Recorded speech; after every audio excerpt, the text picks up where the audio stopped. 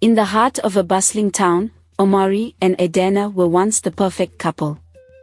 Omari, a respected sales manager, had a stable job, while Edna owned a small textile shop.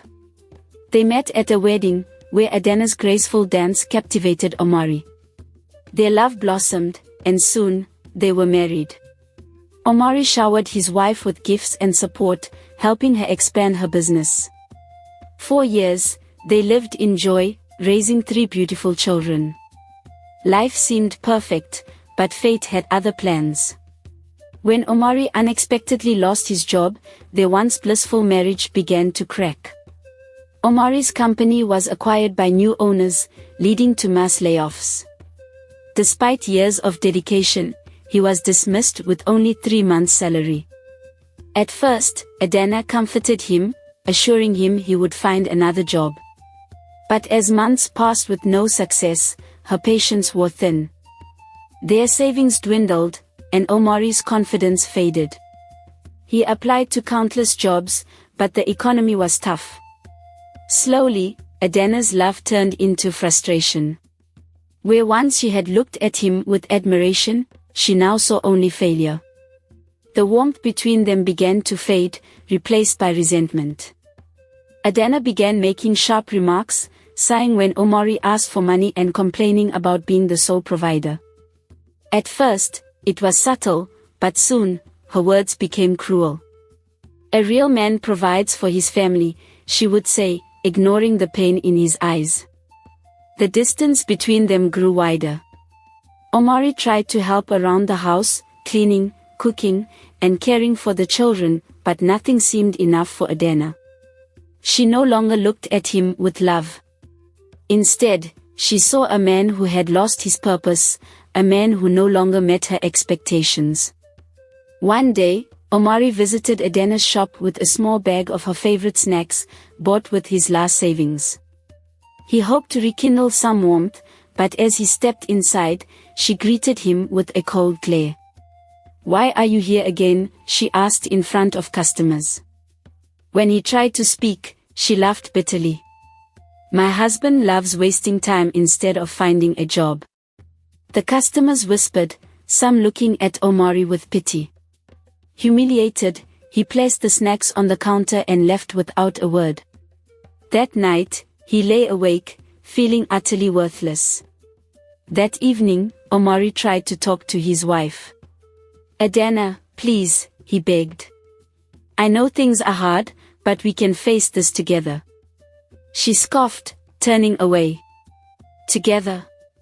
When was the last time you brought money home?" He reminded her of the years he had supported her, but she dismissed him. "That was then. What have you done lately?" With each cruel word, Omari felt a part of himself break. That night, she locked their bedroom door, forcing him to sleep on the couch. His own home no longer felt like home. Edna's taunts grew harsher. At family gatherings, she openly mocked him. "My husband is now a houseboy," she would joke. When their eldest son asked why his father slept on the couch, Edna snapped, "Ask him why he can't be like other fathers." Omari was shattered. One morning, after cooking breakfast for his children, Edna sneered, "Is this what you've become? A cook?" Their son protested, saying, "But Daddy's food is good." Edna's response was sharp. "Just pray you don't grow up useless like him." That was the moment something inside Omari finally broke. Omari left the house that day, wandering the streets, his mind clearer than it had been in months. He had begged for love and respect, only to be humiliated. That night, instead of pleading with Edna, he updated his CV. The next morning, he dressed in his best shirt and set out, applying for jobs in every office he could find. When no offers came, he swallowed his pride and took a security guard job at a shopping plaza. The pay was low, but for the first time in a long time, he felt purpose returning to his life.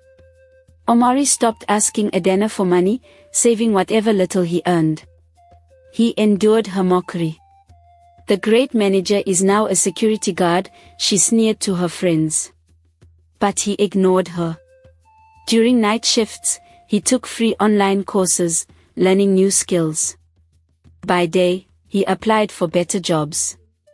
He attended business seminars, made connections, and worked tirelessly. Though Adana continued to humiliate him, his self-worth no longer depended on her approval. He was a man rebuilding himself, brick by brick. 3 months later, his efforts paid off. At a business seminar, he impressed a young entrepreneur who saw his potential. "You understand sales and people," the entrepreneur said. "That's exactly what my company needs." Within days, Omari received a job offer as a business development manager. It wasn't as prestigious as his old job, but it came with opportunities for growth. Unlike before, he didn't rush home to announce his success. He simply continued working hard, proving himself in silence. The first sign of change came when the children's school fees were due. Adana worried aloud, preparing to borrow money. That evening, the school sent a message confirming full payment. Confused, she called them. "Your husband cleared all outstanding fees today," the administrator said. Shocked, Adana sat in silence, realization dawning. Omari had changed, not just in work but in spirit. He no longer sought her validation, and for the first time in a long time, she truly saw him. At their daughter's birthday party, guests whispered about Omari's success. "His company is growing fast," one said. "He's being considered for a partnership." Adana overheard them, shame washing over her. She had humiliated this man who had done nothing but love and support her. That night, for the first time in over a year, she truly looked at him, not with scorn, but with regret. Adana waited for Omari in the living room. "Why didn't you tell me?" she asked softly. "Would it have mattered?" he replied. Tears filled her eyes. "I've been a terrible wife." Omari met her gaze. "You've been a proud wife. Pride is a poison that kills love." She broke down, sobbing. "How can you ever forgive me?" He wiped her tears. "Because I love you." That night, Adana asked him to return to their bedroom. "Not because you have money, but because you're my husband," she said. From then on, she worked to rebuild their marriage, apologizing publicly and supporting Omari wholeheartedly. Omari's career flourished, and so did their love. He was promoted to partner, but this time, wealth didn't define their relationship.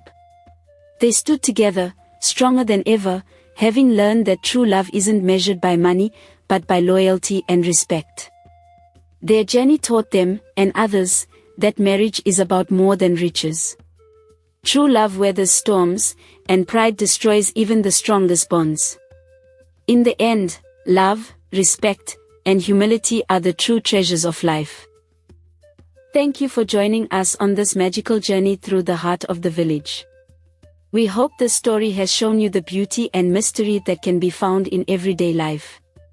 Don't forget to like, subscribe, and share this tale with your friends.